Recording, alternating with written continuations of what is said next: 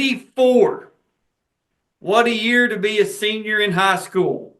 The internet really hadn't took off yet, but we could kind of get the idea of where it was going. But our guest had already been to the top of the podium twice. Sir, if you would, tell us who you are. My name is Don Blevins. I went to Fern Creek High School from 93 to 94. Before that, I was up in Indy. I went to Center Grove from like 90 to 92. I got you, man. I got you. And of course, you're a two-time state champion.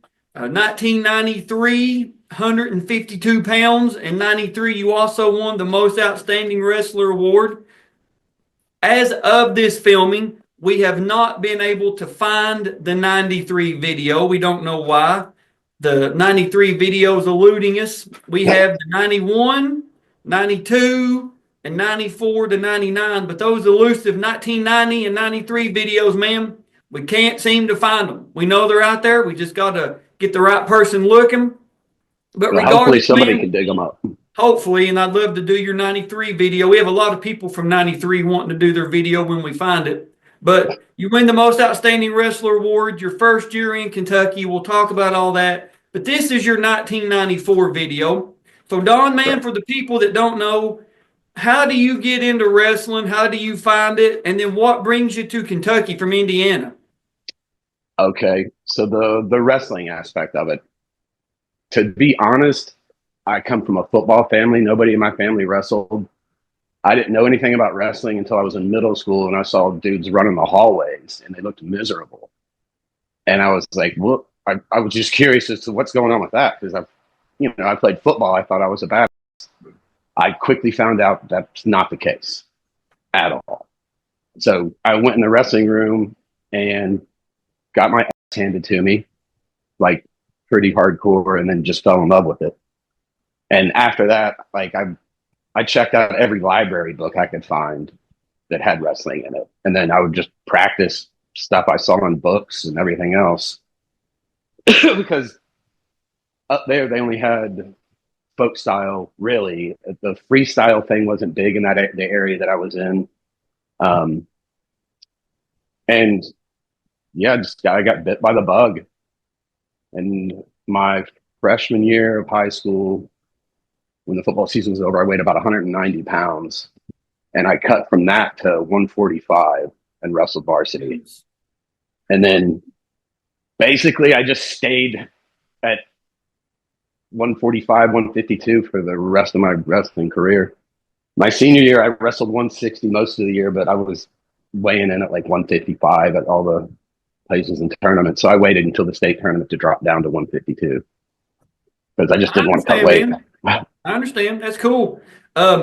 So you come to Kentucky, you come to Fern Creek, and of course, Fern Creek has a pretty good pedigree of wrestling. Let's talk about it just for a second. 1975, 1984, and 2015 team state champions.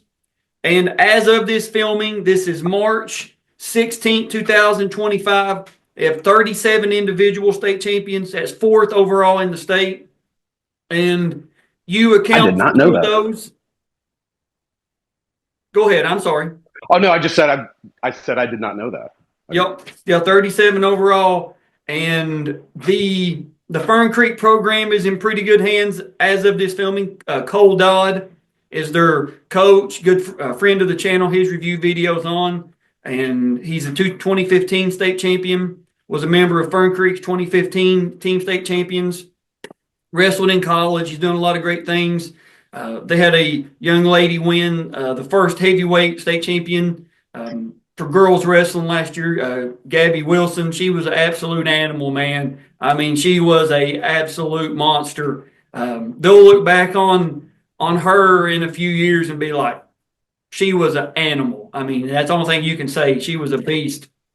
So let's talk about your 1993 year. You come into Kentucky as a junior. You wrestle 152 pounds. Coming in to Kentucky, we know that Kentucky back then wasn't the best wrestling state, but when you get out there on the mat, you're going to, you're wrestling Trinity, St. Xavier, some of these other schools. what is it like a different style of wrestling? Was it more physical? Was it, I mean, talk to us about the differences back then between the Indiana wrestling and Kentucky wrestling. To be honest, once you get to the top tier, it's pretty much the same. Once you get into that, top 15, Mm. the the guys are pretty much the same. It's not as popular because I think basketball, it pretty much obviously is the dominant sport down here and in Indiana too, to be honest, but I think more so down here. Yeah. Um, And I know nowadays, from, I don't know, probably the last 15 years, there's been a lot of like um, Team Kentuckies will get like state champions or like runner ups, or they'll make like a dual team, go to like Iowa, Pennsylvania, other states, and they'll do like dual tournaments or individuals or Virginia Beach, whatever. And the people that come back, kind of like what you said, like there's really not too much of a difference. I mean, it might be a takedown here or there, it might be this, but you hear dudes in your era, they always, in 80s, especially up to the 90s, is I think they made up for skill and technique with just being just rough. You know what I'm saying? Just rough and trying to put somebody in the hospital, as opposed to running technique. I, I I can't say anything. I think I knocked out 4 people wrestling. Um, but I do agree. I would say when it's the overall technique, like you're not going to learn new shit if you don't need to. So if you got something that's working 90% of the time, well, you're going to stick with it 90% of the time, and then that 10% when it doesn't work, like now you're up the proverbial creek without a paddle. Yeah. No, I You, get it. So let's talk about that 1993 year. Of course, 152 pounds. The first round, you win over Jim Wayne from PRP, a fellow Louisvillian. The quarterfinals, you win over Ben Slonginger from Christian County. You get to the semis, you win over George Burke of Henry Clay. Then in the finals, you beat Jamie Brewer from Simon Kenton by a record, or a score, I should say, of 13-3. Win the most outstanding. You finished that junior year 30-0. So a perfect season, man. State champion, most outstanding. I mean, couldn't ask for much more, right? I mean, not much. It's um, so I had wrestled Jamie the week before in regionals, Mm-hmm. and I ended up pinning him and knocking him out in the first period, and then met him again in the state finals. So that was a little weird tidbit. Now I'll give you one other one. I'm probably one of the very few people that you've ever had on here that I did not win my sectionals MVP, but I won the state and the regional MVP. Who won it in 93? Do you remember? Oh yeah, I know exactly who won it. The 112 pounder from Eastern, Irvin, I think is his name. In 93? Yeah. Vernon Jackson, maybe? Yes, that's who it was. Yep. So Yep. Eastern's coach, I was supposed to wrestle his son in the finals, and they forfeited to me. And then Vernon got the MVP for the sectionals. I mean, Yep. Okay, I can see that happening. yeah. Vernon, we've heard the stories about him, pretty good wrestler in his own right from everything we've heard. I got nothing bad to say about him. Yeah, no, I get it. I just, that he's a 93 state champion as well, and we're still looking for that video. So whenever we get it, we have to put some. Vernon's reached out and he's willing to do his video. We just got to have it first. So whoever's got that 93 tape, man, please reach out. We've got a converter. We'll convert it for you. We just love to have it. But 1994, though, man, your year, you're a senior. The reason I kind of said that about the internet is nowadays, we linked up. We're talking to each other. I'm in the eastern part of the state. You're where you live. I mean, technology's wonderful when it's working. If your email inbox isn't full, you know what I'm saying? All these things. Right. And you could kind of stay hid a little bit in the 90s. I mean, you could hear the Kind of. whispers, see the newsletters, read the clippings about how good this person was, but until you actually saw them wrestle or wrestled against them, you really didn't know what somebody had to offer. So when you come into that senior year, when you go into gyms, when you go into tournaments or whatever, are people kind of giving you, the side eye pointing at you, kind of feel the whispers of like who this person So, is, or how does it go for you? but between my junior and senior year, there was, I think there were 3 people I did not pin. Now, there are people that I didn't pin every match, but there were only 3 people that I didn't pin that I can think of. But I never wore our warm ups. I always wore like a Nike sweatshirt and a bandana, and I never wore pins or anything else. Like I just didn't ever see the need for it. Mm-hmm. So there were quite a few times I'd be in the bathroom and I'd talk dudes up like, dude, you got like 12 pins. That's awesome. Like that's great. Just knowing that before the end of the day's done, they're gonna know who I am. And you did that interview with the guy that played Shoot, and that's who I wanted to be. I just wanted to be the boogeyman. Yeah. And never celebrated anything. Like my state tournament, like I raised my hands. I think that's the only time I really celebrated anything because I felt like it was more of an impact. When I was a freshman, the guy that was ranked 3rd in state beat me by 2 points and like jumped up and was running around the mat like he was super happy. And I remember thinking like, that should have happened. Like that, why are you celebrating? Like, there's no way I should have been in this match. So you should have just stood up and shook my hand and walked away. Like that would have made more of an impact. But he did that and made me think like, oh, he was scared. Like he was relieved that he got the win. Yeah. And so, Frank, talking about Frank Jasper, he in that scene in the bathroom there in Vision Quest when he kind of gets up on Matthew Modine's character, said that was a reshoot that they had to do for the movie, and he had been taking acting classes, and he said he can watch himself. He said this off camera, I believe, said that he could watch himself of how much different of an actor he was in that little bit of dialogue as what he was during when they were filming the match and the scene with the log. The log.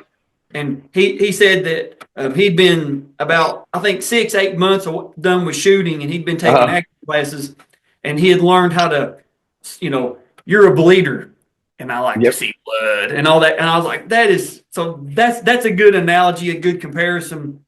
But I don't think there's anything special about me as far as I think everybody from my generation wanted to be that guy. Wanted to be the guy that people are whispering about in the locker rooms. You've never seen him, but you know my name.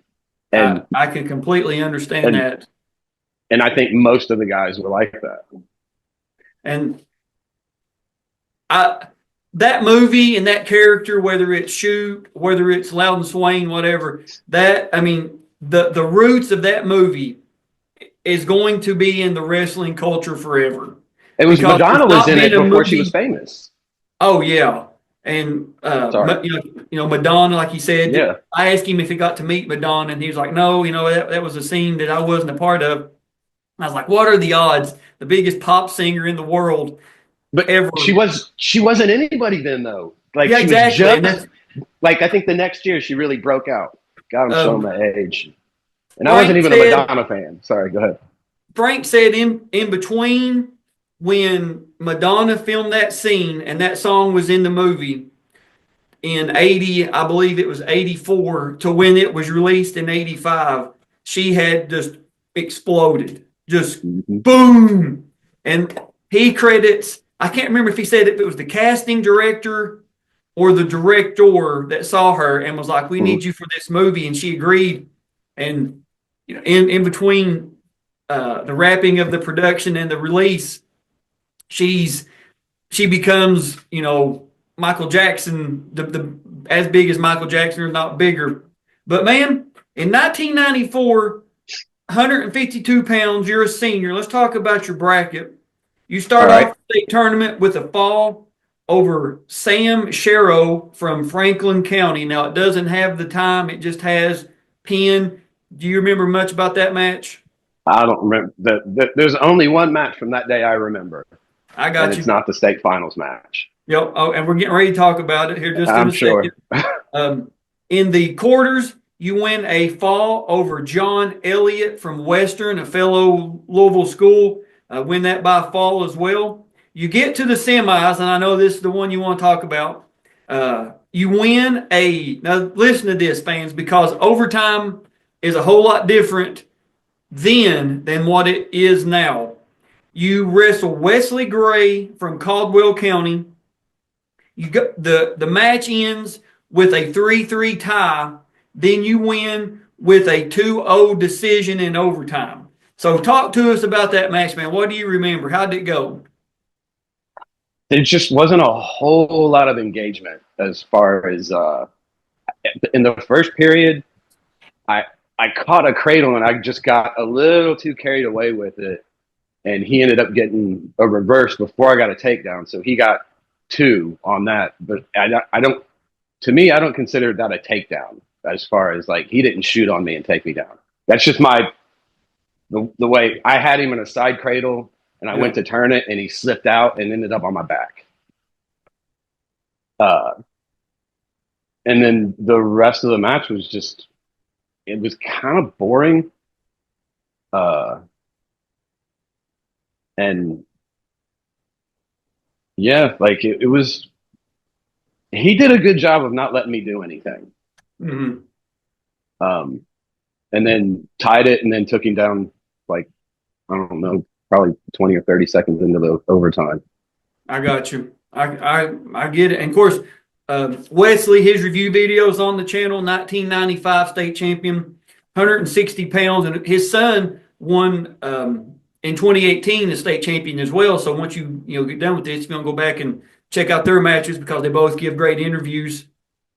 But you get to the finals. Go ahead. I'm sorry. I was going to say he beat a friend of mine in the state finals in 95. Alex Stibling from Trinity. Okay. We went on to fight in the UFC. What? Yeah. Didn't know that. Yeah. I had no. We'll have to talk about that when we get done filming this. Sure. Now, you get to the finals. You're wrestling Frank Adams from Christian County. And it should be said that you're coming into the state finals with another undefeated record, 37-0. Frank is coming in with a record of 28-4. So I have to ask, had you wrestled Frank before? Did you know anything about him, or? No, I'd like to be completely honest. Like I knew the name, and I knew he's from out there in the east, right? Hopkinsville, yeah. That's the western part of the state. West. From which way you? Never mind. I'd known the name, but I honestly didn't think I was going to wrestle him. Like I didn't think that. I think he pinned Wesley Gray the week before, and that put Wesley on my. That put Wesley on my side of the bracket and him on the other side. I think that made him the 2 seed. Am I right? Let's see here. I'm looking. Frank Adams was the 2 seed coming out of the Western, and Wesley was the 1 seed. So Wes had to beat him somehow. So Wes did beat him. I thought he pinned. Yep. I could be wrong. It's got Wes as the 1 seed in the Western region, and it's got Frank as the 2 seed from the Western region. So that makes me wonder how Wesley and I ended up on the same side of the bracket. Well, the way that with a 16-person bracket, there's going to be 2 1 seeds on the same side. Right. Who are the other 2 1 seeds? The other 1 seed was Jeff Palmaquist from Trinity and Matt Stepp from Sheldon Clark from the Lexington region. I think Matt was the one that I was more focused on as far as like who I thought I would end up with. And the Frank Trinity Adams guy beats Matt Stepp 4-2 in the semis. So that's probably that may be what you're thinking of. Okay. It could be. Because what's odd is I don't know if I wrestled the Trinity guy at all that year. because I wrestled 160 the whole year up until the state tournament, so I didn't wrestle their 52-pounder. Jeff Pommelquist. Yeah, that name doesn't sound familiar. And Jeff, if you're out there and I'm wrong, I'm sorry. This is just, it was 30 years ago.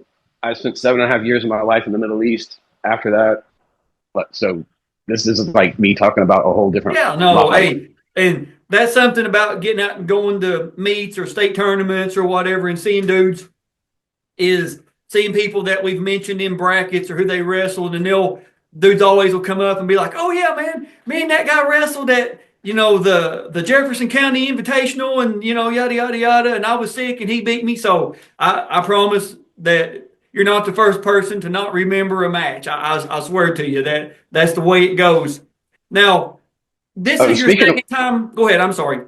I was going to say, and I've talked to Tendai, so I got permission to talk about that other story that we spoke about before. Can you give me 1 second? I'm gonna make a drink. I'll be right back. Now, with the state tournament being in Louisville there at Atherton, and do you remember like in 93, 94, were they different? Like, did you go back to your house after? Did you go back and rest, eat? What'd you do? I can tell you exactly what I did.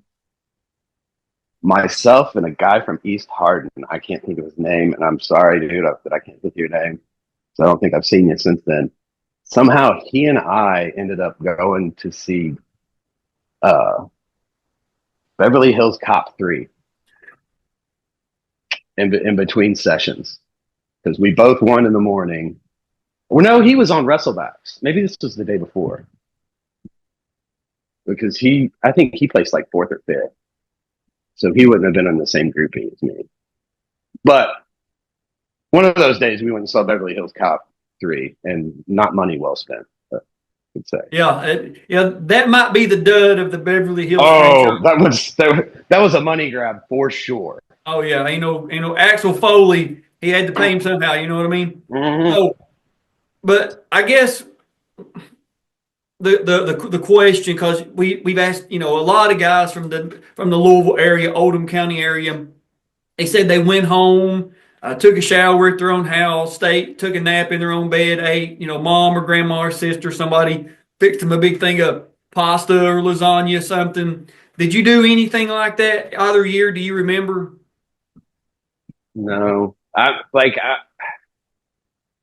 got to sleep in my own bed, but to me, to some people that might make a difference. To me, I really didn't care. I was just concerned about what was in front of me. Does that makes no, I get it. I completely understand. And I mean, it's a big advantage to people when you don't have to go to the school, get on a bus, drive a couple hours. You can get up, the route, and have a lot of family, a lot of friends, a lot of classmates there. And kids, believe it or not, we didn't always used to have one of these things in our pocket that we could pick up and FaceTime or put a social media post out. You had to go to a payphone. Maybe somebody had a big Zach Morris style cell phone and you had to call people. So do you get the word out? Does your coaches, your family, whoever get the word out you're in the finals to get a bigger crowd there? How's it go? You remember? No, I really don't. I remember a couple of my uncles being there that I didn't even know they were there. Because, nobody's going to the first round or the second round then I would just kind of sequester myself away from everybody anyway. Mm-hmm. So that was I didn't go hang out with my family. I went to the movies or I went to do something else, or I was asleep in the bleachers somewhere.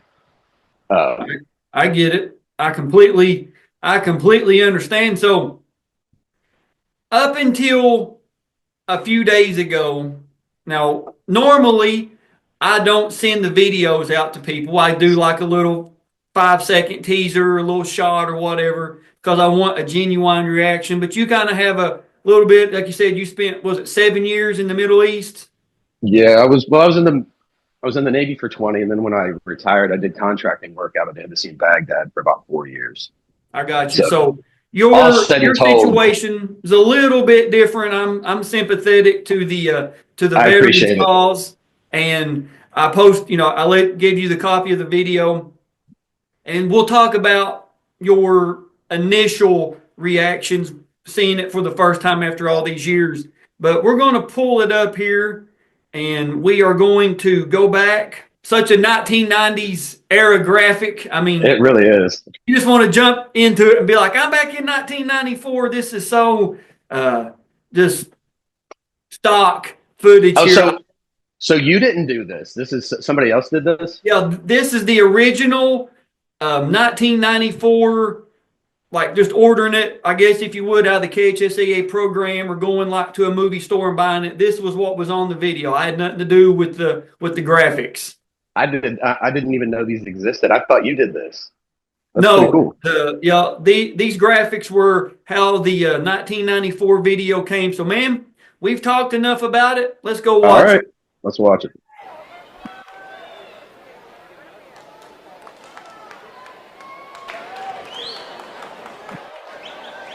Of course, you're in the black singlet with the orange Fern Creek trim. Yes. And, doing a pretty good job there scrambling.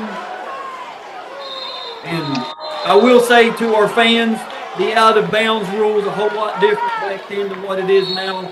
I think this match sets the record for the most out of bounds calls in the history of wrestling.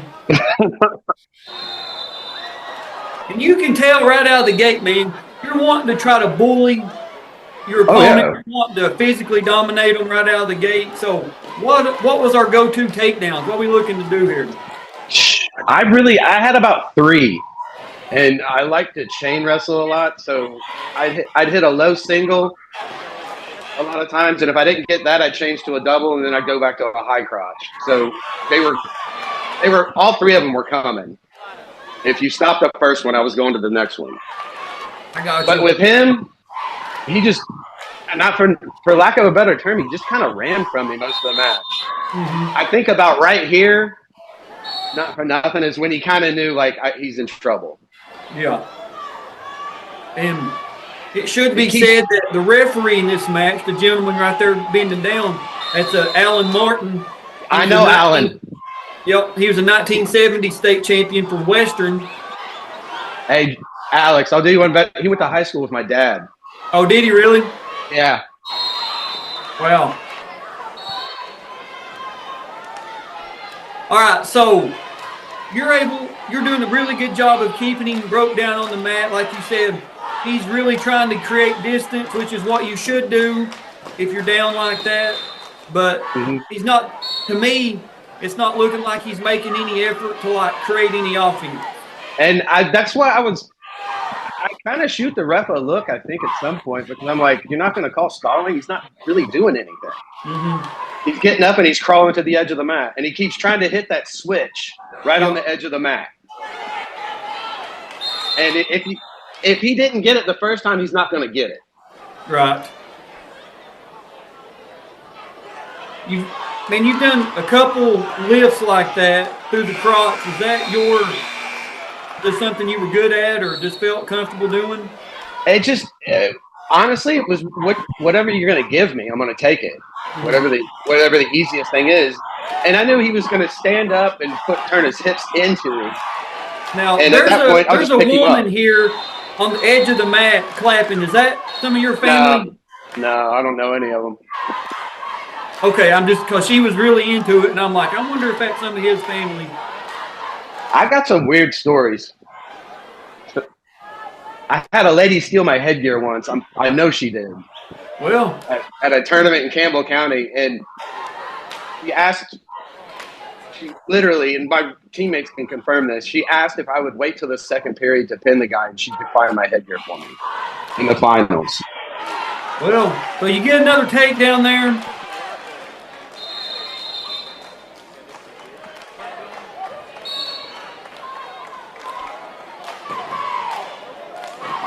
Who's in your corner? This right here. Boom.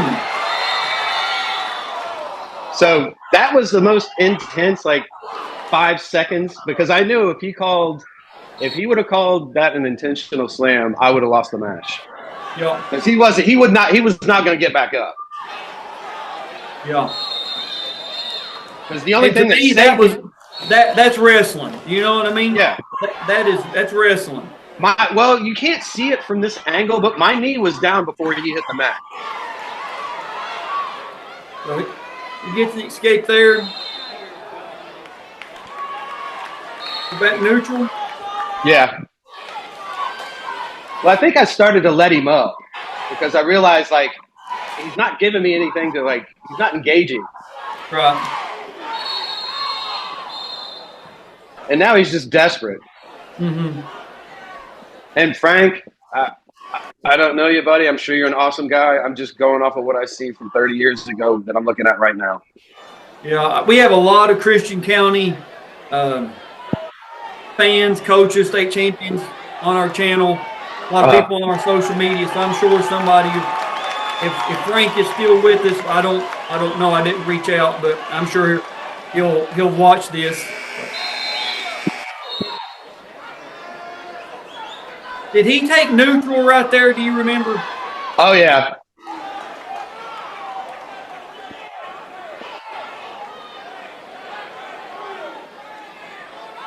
I'm just trying to keep him on the mat right here. Yeah. You can see you're trying to keep your toes in bounds. And I don't want to put my knees down. Yeah. And he's just crawling away from me. Mm-hmm. And you look at the ref right there, and you're like, "Come on, man, what are we doing?"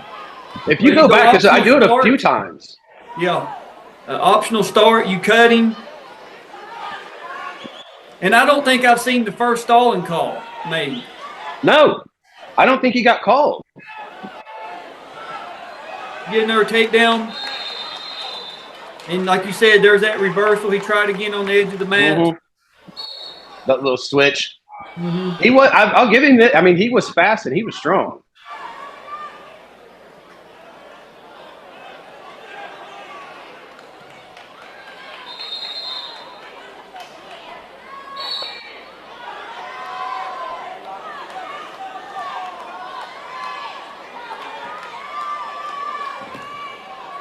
Bring him back down. It's just in and out of bounds. Somebody in the crowd, y'all locking hands? Did I lock my hands? I didn't see him if you did. Another optional start. I can't say that I blame you. I should have just started because that's what I did to Jamie Brewer. That's how I ended up beating him 13-3. Mm-hmm. So I just started letting him up.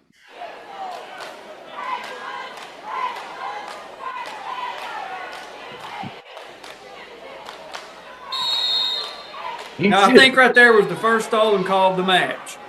Well, and he telegraphed that throw so bad. He keeps trying to throw me. See, that was, to me, that was in bounds. That should have been 2 right there. 2, 1. That's the final. Yeah, that's it. By final score of 16-3. I should have tech falled him. That sounds horrible to say, but I should have started letting him up right at the beginning of the period. I waited too long. And this is the medal ceremony. There you are, like you said, with your bandana on. That's hilarious. That's a Jay Robinson camp shirt. Oh, is that what that is? Yeah. And that's where the video ends. Now, when you first watched it, and now a few times later, not seeing it for 30 plus years, does it play out the way you remembered it? No, that I would almost bet my life that when I picked him up and put him back down on the mat and he yelled was in the first period. Mm. And then because when I got that half in at the end of the first period, I was thinking like, that doesn't play out like I remember it. Like, am I like I was kind of like, shit, am I losing my mind? Like, yeah. And then in the second period, halfway through, it happens. So I was like, okay, I'm back in. But that's about the biggest thing. And I remember it just being like one of those matches that just blue collar, like not a whole lot of spice to it. It was just don't make a mistake and you're not going to lose. That And makes sense. You know what I mean? Like, listen, absolutely. We've done close to 390 now review videos out of our 837 state champions. damn. And I couldn't tell you the number of guys, not just guys, but now girls as well, that Mm, are able to wrestle state champions. And they've said something almost exactly the same is I knew that I was stronger, I was faster, more experienced, I had better technique. I just didn't want to mess up. I knew if I yeah. didn't went out there and just wrestled a very conservative match, I would win. It may not be pretty, but they don't put an asterisk beside of your name whenever you win. This was pretty, this was blue collar, this was flashy, this was basic. Well, and the thing is, I always like, I wrestled the pin. That's the way I was taught from the get go. I Mhm. wasn't taught to wrestle to survive. I was taught, like, go out there and get after it and try to finish it. Like, I Yeah. don't care if you're up by 15-2 with 20 seconds left. I'm still trying to pin you. Like, Yeah. because that's my goal. Like, and to not wrestle that way. And there's no way to really make the sport to that, if that makes, you know what I mean? Like, Mhm. guys are going to do what works for them to make them win. And a lot of times that's not engaging. Like, and I went through that when I was in middle school, and like my freshman year, I was much more defensive for the reason of I'm scared to make a mistake. Yeah. And my team at Center Grove, there were two freshmen on varsity, one junior, and the rest were seniors. It was 10 seniors, and they were all pretty seasoned. Yeah. I didn't, I can I mean, believe it. yeah, I mean, we had a big room too. Mhm. There's probably close to 35, 40 people in there, depending on who was there every day. Yeah. Shout out to Coach King. Like, he was a great coach. I got you, man. I got you. Now, 1994 had some great wrestling. Let's talk about the people we've got on the channel so far. 103 pounds from Oldham County, Jason Talbot. 112 pounds from Christian County, Grady Peterson. Greg Woodring, 119 from Union. Tim Lawson, 135 from Henry Clay. Your buddy Tendai Cherisika from St. Xavier at 160. Desmond Wilford at 171 from Christian County. 189, Jody Burke from Danville. And then Bruce Stepp, 1994 heavyweight, most outstanding. One of the best heavyweights Kentucky's ever seen. He's still listed as, or still considered as, I think the videos have brought his name back, but the popularity of Bruce Stepp is like, man, that dude's still one of the best, still one of the Mm-hmm. best hammers ever was. So a great year of wrestling. There's still some 94 guys that we have talked to, and we're going to be doing their video. Just the fact of getting them lined up, man. So, Don, man, a Yeah, lot of good memories here, a lot of good things I to be appreciate it. said. Um, anything else you'd like to say or add, take away, anything like that before we wrap this one up? You know what? I'll I'll keep the Tendai story under my hat, and Okay, we'll get I was going to say, we'll get the '93 video hopefully, and then we can talk about that because it's in better context, yeah, if that makes sense. nope, it does. And, Tendai's our buddy, 3-time state champion, 94, 95, 96. Yeah, there's no love lost between Tendai and I. Like, that dude is that dude's awesome. Like, he's a great guy. Yeah, Tendai's my dude, man. I got to meet Tendai, done his videos there in his office. I Mhm. forgot what part of town it's in, and he was kind of like you, hadn't seen his since he wrestled him, and he's such a ball of fire, man. He was trying to wrestle him right there in his office. We had him up on the TV. He's I like, can "That's believe right, hit it. that half, run it," and I'm like, this is great. You know what I mean? So Yeah, Tendai's an absolute animal. So we know a lot of uh, high school age, middle school, elementary on down watch these videos along with a lot of other people, but especially those who are in school. So before we go, do you have anything you'd like to pass on to the next generation about wrestling? um, I would say the simplest thing is somebody's got to win the state tournament, and why not you? And that confidence confidence and confidence piece kind of go hand in hand. You hold yourself accountable, and the confidence will come over time. Like, you put in the work, and then you're gonna eventually one day you're gonna realize, like, oh, wait a minute, like, I can, like I told you, like, when I was a freshman and the guy that was ranked third in the state beat me by 2 points, and he was celebrating, and I was like, I belong here.